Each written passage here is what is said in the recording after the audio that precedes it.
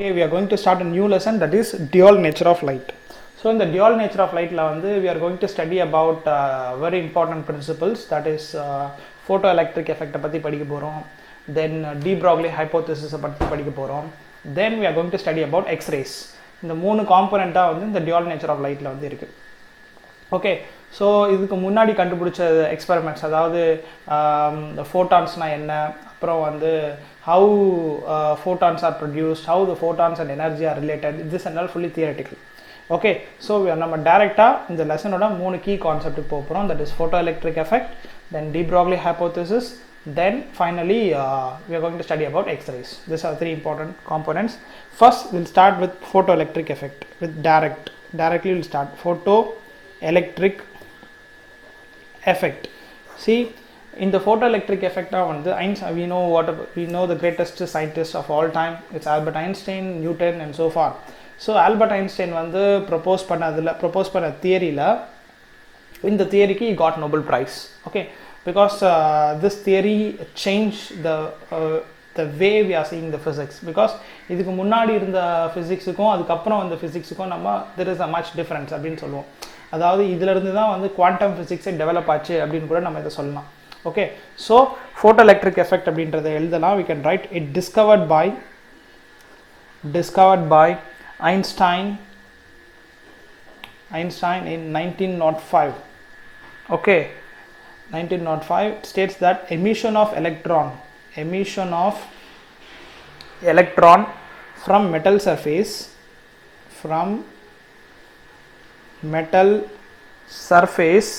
by light radiation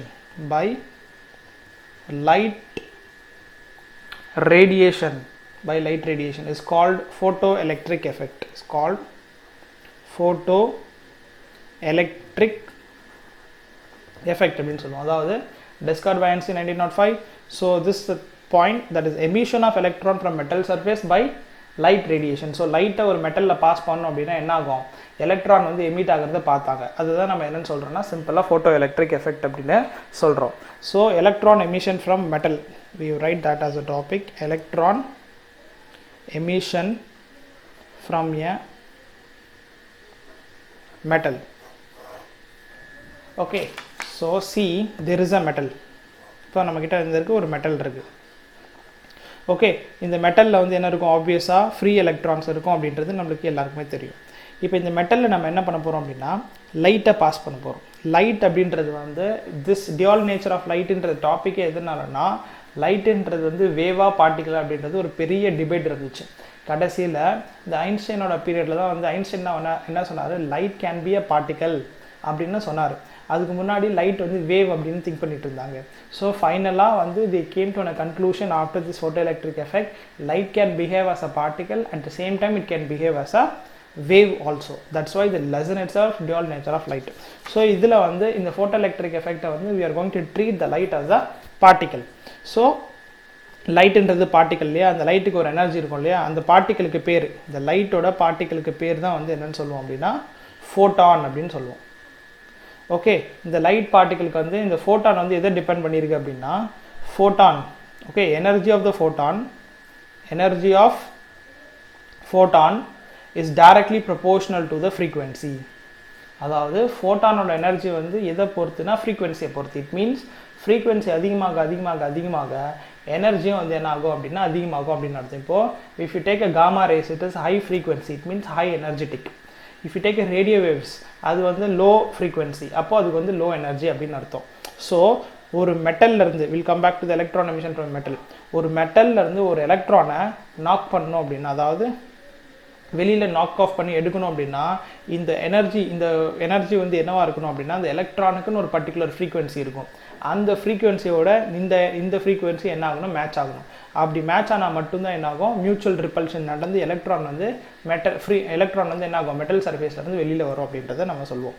so say this is energy of the photon. We said energy of the photon is directly proportional to the frequency.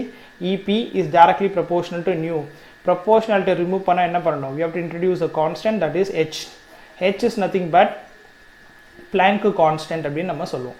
Planck constant. இந்த h ஓட value எவ்வளோ அப்படின்னா 6.623 into 10 to the power of minus 34. இது வந்து h ஓட value. So this is the energy of the photon. நம்ம supply பண்ணுறோம். then what happen? எலக்ட்ரானுக்கு ஒரு எனர்ஜி இருக்கும் இல்லையா, அந்த எனர்ஜி நம்ம என்னன்னு சொல்லுவோம்னா ஒர்க் ஃபங்க்ஷன் அப்படின்னு சொல்லுவோம். Okay, so energy of electron அப்படின்றது நம்ம என்னன்னு சொல்லலாம்னா we can called as work function. அது எப்படி ரெப்ரசன்ட் பண்ணுவோம் அப்படின்னா phi அப்படின்னு ரெப்ரசன்ட் பண்ணுவோம். Okay, so phi would be equal to that is h into nu. இந்த நியூன்றது வந்து த்ரெஷோல்டு ஃப்ரீக்வன்சி அப்படின்றத நம்ம ரெப்ரசன்ட் பண்ண போகிறோம். த்ரெஷோல்டு ஃப்ரீக்வன்சி அப்படின்னா என்னென்னா எவ்வளோ எனர்ஜியை எலக்ட்ரானால ஹோல் தாங்கிட்டு அங்கேயே இருக்க முடியும். ஸோ இப்போ if you are supplying the frequency energy, okay, the energy frequency both are same. If you are supplying the energy which is greater than the threshold frequency, நம்ம சப்ளை பண்ணுற எனர்ஜி வந்து threshold ஃப்ரீக்வன்சியை விட அதிகமாக இருந்துச்சு அப்படின்னா என்ன ஆகும், எலக்ட்ரான் வந்து அந்த மெட்டல்லேருந்து வெளியே வர ஆரம்பிச்சிடும். So we can say energy of the photon is h into nu. So my applied frequency is greater than the threshold frequency. What happened? The electron will start to come out from the metal surface. What will happen if the applied frequency is less than the threshold frequency? Applied frequency threshold ஃப்ரீக்வன்சியோட கம்மியாக இருந்துச்சுன்னா என்ன ஆகும், எலக்ட்ரானை knock off பண்ண முடியாது, லைட்டால் என்ன பண்ண முடியாது, நாக் ஆஃப் பண்ண முடியாது.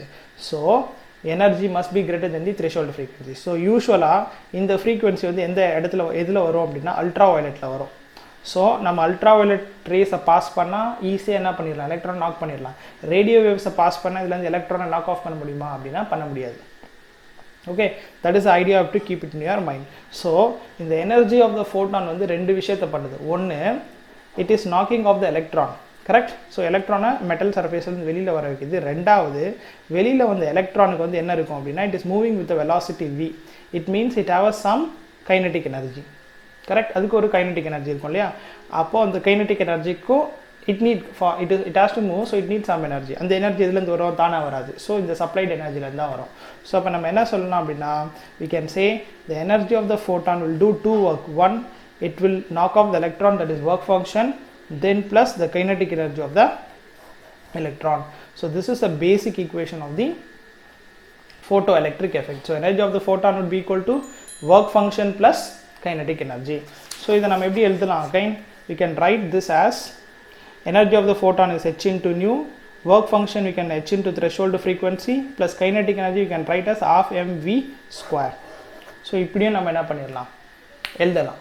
Okay, so this is the basic idea behind the electron emission from the metal. So energy of the photon must be greater than the work function of the metal.